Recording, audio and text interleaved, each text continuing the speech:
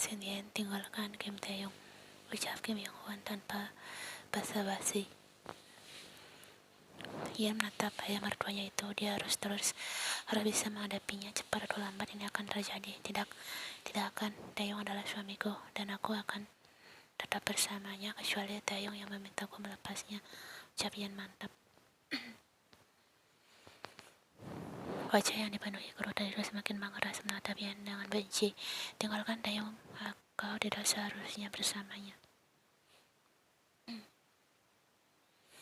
Ian tersenyum tulusnya menatap ayah mertuanya dengan lembut.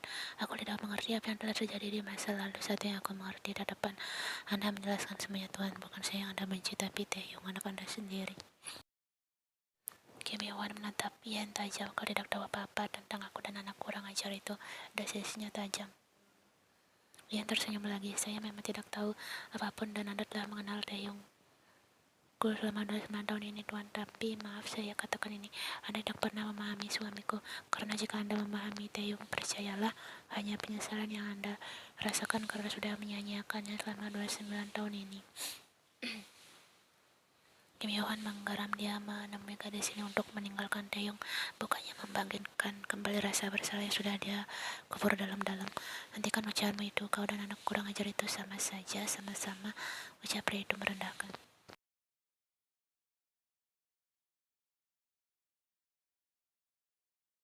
Namun yang lagi-lagi tersenyum. Perlu Anda ketahui Tuan, anak Anda yang sebut sialan itu sangat menghormati dan menyayangi ayahnya. Ian menghentikan kalimatnya sebentar, menatap ayah mertuanya lekat. Dia tahu jauh di dalam hati pria parubaya ini pasti menyimpan kerinduan terdalam pada Taeyong.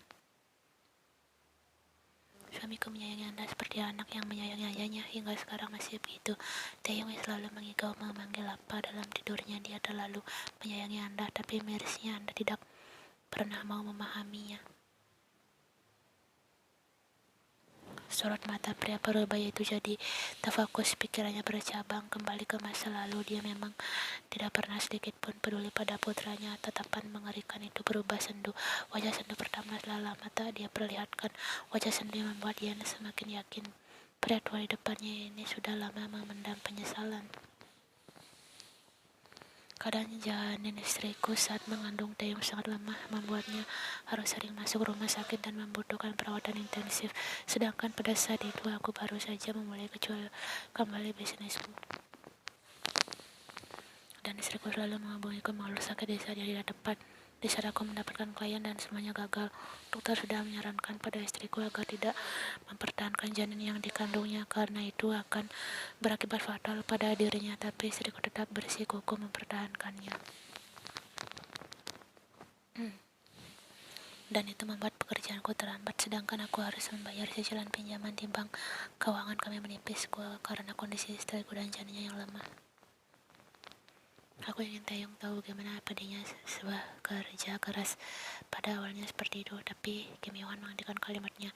Wajahnya terlihat sangat frustasi yang memberanikan diri menyentuh tangan keriput pria tua itu, memberikan ketenangan. Tapi semakin lama aku merasa Taeyong senang dengan semua tugas dan beban yang aku berikan. Itu membuatku merasa dia mencemooh diriku secara tidak langsung, ayahnya sendiri.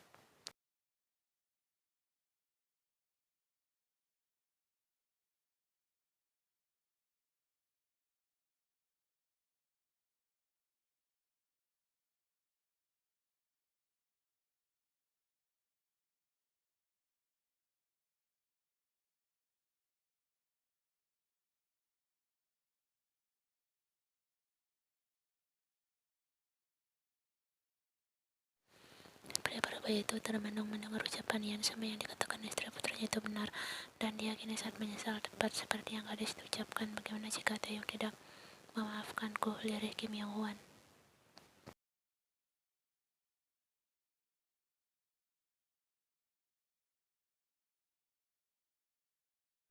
Ian kembali menarik kedua bibirnya ke atas, tersenyum lembut pada mertuanya yang menatapnya sendu. Suamiku selalu memaafkan Anda. Dia pria yang baik dan anak yang baik. Yong Hwan menatap lurus mata menantu wanita baik hati yang telah menyadarkannya dari sikap otoriternya. Maafkan aku atas semua yang sudah aku lakukan terhadap kau dan keluargamu, ucap pria tua itu sendu. Ia membalas tatapan mertuanya lembut. Tidak masalah Tuhan, ucapnya tulus. Kim Yong-hwan tersenyum tipis, senyum tulus pertama yang dia tunjukkan setelah sekian lama. Panggil aku Bonnie Mien.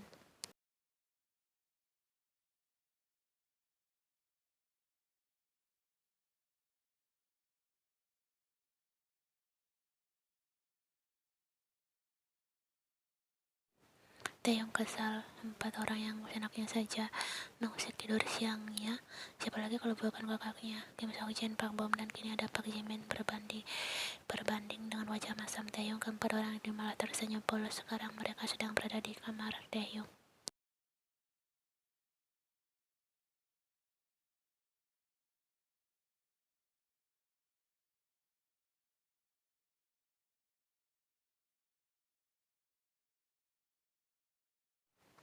Ara tidak peduli, dia berjalan menghampiri Taeyong yang masih setengah berbaring di atas ranjang. Ara dan yang lainnya cukup tahu apa yang habis Taeyong lakukan hanya dengan melihat tanda merah di sekitar leher dan dadanya.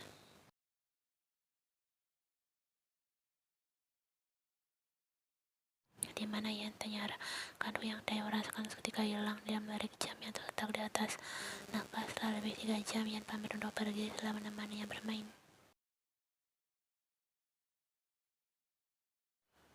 Wajah Taeyong menjadi panik. Dia pun bangkit dari tempat tidurnya. Tak peduli tatapan bingung 4 orang yang ada di ruangan yang sama dengannya. Dia mengambil ponselnya yang tergeletak di meja kerjanya. Baru juga dia ingin menghubungi Yan. Ponselnya sudah berdering lebih dulu. Ada panggilan masuk. Dadanya mengkerut heran, tapi dia langsung menjawabnya. Saat dia akan mengucapnya halo, orang di seberang sana lebih dulu menginterupsinya dengan suara panik, membuat Taeyong meloloskan ponselnya begitu saja terlepas dari genggamannya.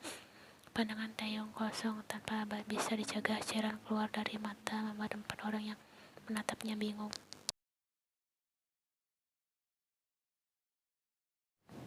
Ara langsung menghampiri adiknya. Teh, ada apa? Tanyanya panik. Teh menatap sendok kakaknya. Istriku, Nona, istriku kecelakaan. Jawabannya penuh kepedihan yang keluar dari bibir Teh membuat 4 orang itu terkesiap. Teh mengusap kasar wajahnya, berjalan menuju lemari, mengambil baju dengan asal dan mengenakannya. Dia lalu mengambil kunci mobilnya, berlari keluar dari kamarnya. Alasannya untuk bertahan hidup, harus bertahan.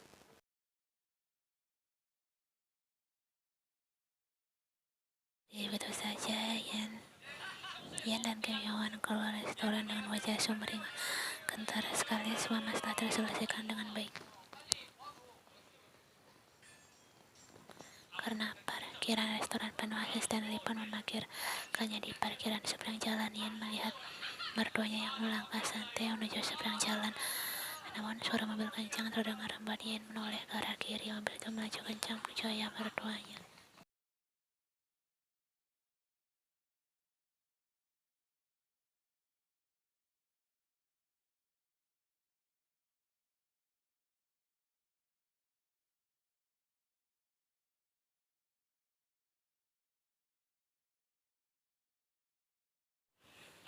Dan semuanya terjadi begitu saja di depan mata Kim Yong-hwan. Menantunya terpental sejauh 3 meter karena tabrakan itu. Dia berjalan tersiok-siok menghampiri menantunya yang tergeletak berlumuran darah. Mata tua itu menatap mobil sedan hitam yang baru saja menabrak menantunya. Mobil itu terus melaju, namun ingatannya masih bagus. Itu mobil milik Pak Kairin. Lalu dengan panik dia langsung menghubungi rumah sakit, sedangkan asisten Lee mampiri majikannya. Asisten Lee sendiri langsung mengambil ponselnya dan menghubungi Taeyong. Taeyong berjalan di lorong rumah sakit menuju ruangan yang telah diberitahu asisten Lee lewat pesan singkat. Dia tidak peduli teriakan-teriakan 4 orang yang memanggil namanya. Tak lama dia melihat ayahnya dan asisten Lee berdiri di depan sebuah ruangan dengan wajah panik dan terdapat jejak darah di kemeja kedua orang itu.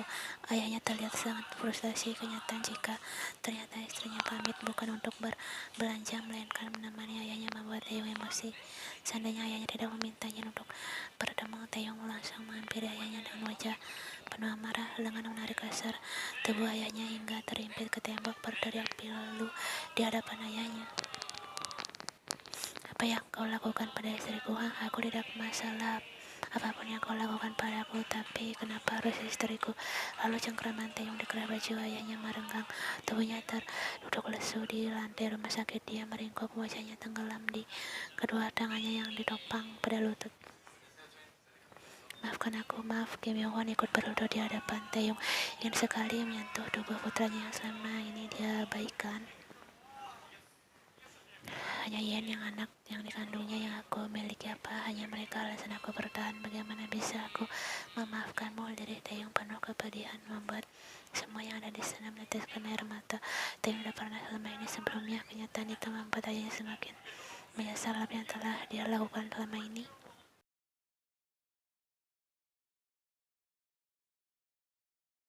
Hara menghampiri ayahnya membantu pria tua itu berdiri, sedangkan Pak Bom menenggelamkan wajahnya di dada Seuchin berdoa supaya tak terjadi sesuatu yang serius pada sahabatnya. Dan Jimin berjalan menghampiri asisten Lee menanyakan kejadian yang sebenarnya. Taeyong terus berada dalam posisinya, dia lemah tanpa dia lemah tanpa tangan istrinya yang memberinya kehangatan. Jadi tak bisa melakukan apapun. Dua milik Yohan memeluk anak perempuannya. Dia butuh kekuatan apa yang harus apa lakukan? Araya tanyanya lirih. Hara menepuk punggung ayahnya lembut, mencoba menenangkannya. Apa tahu piring kaca ketika apa melepaskan piring itu ke lantai, piring itu akan pecah kan? Lalu apa minta maaf pada pecahan itu? Apakah piring itu akan utuh kembali? Begitu juga Taeyong, setelah semua apa lakukan, sekalipun dia memaafkan apa, semuanya tidak akan seperti dulu lagi.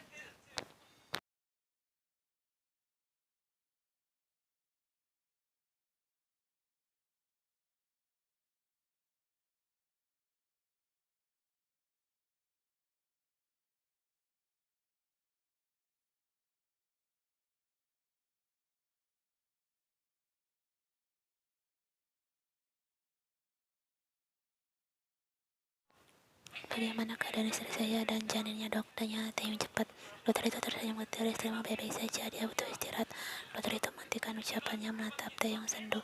Tapi maafkan kami tidak bisa menyelamatkan janin yang dikandungnya.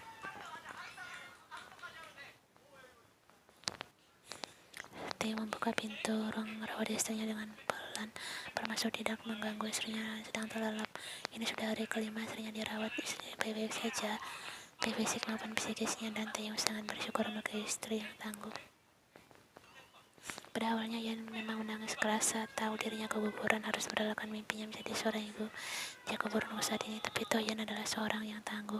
Dia bisa dengan cepat menerima kenyataan.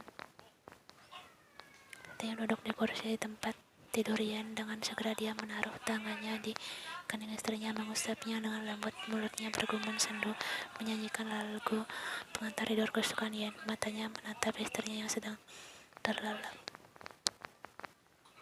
Dokter bilang 2 atau 3 hari lagi yang diizinkan pulang ke rumah. Hanya saja adalah janin lain dok.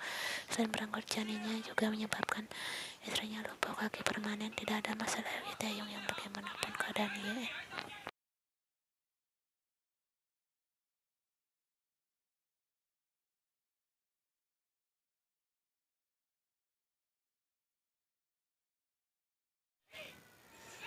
Dilihat Taeyong, Yen mengerjakan tanya dan pelan membukanya, menatap pada Taeyong dan tersenyum.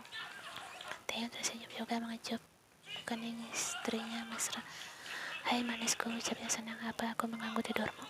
Yan menolak, lalu tersenyum hangat. Dia sedikit menggeser posisinya, menepuk tempat kosong di sampingnya, menyuruh suaminya untuk berbaring bersamanya. Taeyong sadar pelan, lalu dengan segera bangkit dan berbaring di samping istrinya. Sebelah tangannya dia lingkarkan di pinggang Yan dan sebelah tangannya dia gunakan untuk melingkari perut Yan. Taeyong menarik tubuh Yan mengikis jarak mereka. Sekarang keduanya dalam posisi berbaring menyamping berhadapan.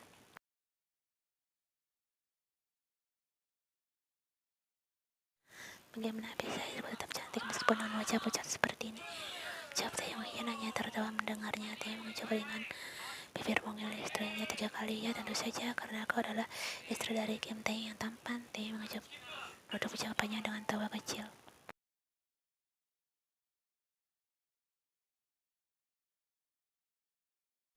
Aku emang cantik, ucap Yan canda.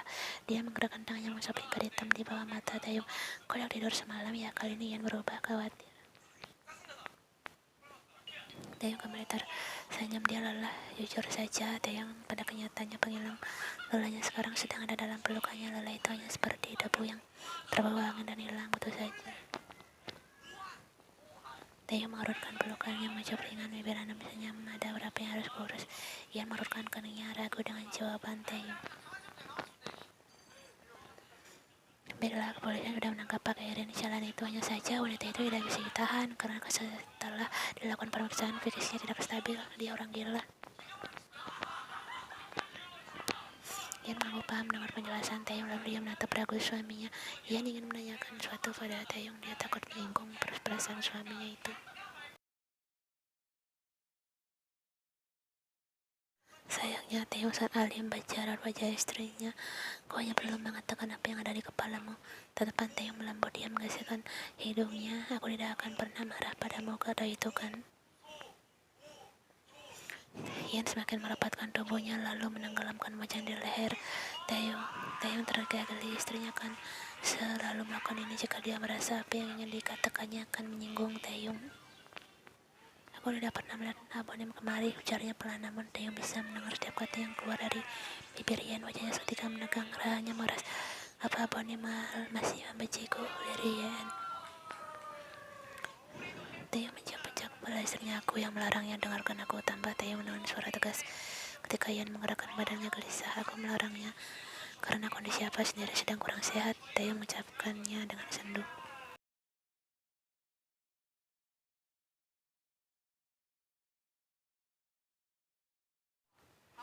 Pada awalnya aku memang marah, tapi aku tak bisa membenci apa, ucap Taeyong pelan. Untungnya Ian tidak memiliki ekspresi wajah Taeyong sekarang. Taeyong tak bisa menahan air mata yang sudah menggenang di matanya. Dia mengeratkan pelukannya pada Ian.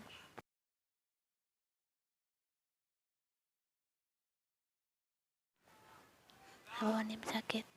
Tanya Ian kaget. Dia sebenarnya ingin melihat bagaimana wajah Taeyong saat ini, tapi pria itu semakin mengeratkan pelukannya setiap Ian ingin melihatnya. Aku harap Apa Nim cepat sembuh. Kau juga harus cepat sembuh, Shin Ian, ujar Taeyong. Lalu dia menambahkan, aku merindukanmu di atas. Aku ingin segera. Taeyong mengucapkannya dengan pelan di dekat telinga Ian. Membuat Ian menjepit pinggangnya. Taeyong terkekeh pelan, lalu hening sejenak.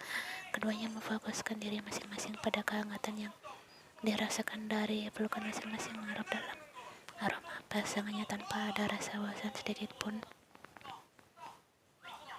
Aku mencintaimu, Kim Taeyong. Aku juga mencintaimu, Shin Ian.